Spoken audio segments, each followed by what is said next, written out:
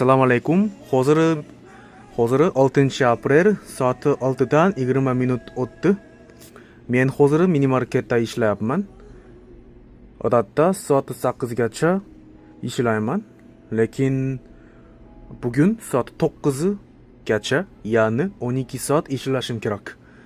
Men tunda katta muzlatgich xonasini tartibga keltirdim va bu axlat kutusini bo'shatdim. Ana bu yerdagi kafe mashinasini ham tozaladim va pol ham tozaladim. Faqat dasturxonni artsam hamma ishlar tugaydi. Soat 8:30da seyfdagi pul miqdorini tekshirmoqchiman va soat 9lar atrofda keyingi navbatchi kelganda unga muammolar va bajarilish kerak bo'lgan ishlar haqida gapirib, minimarketdan chiqib uyga qaytmoqchiman. Rahmat.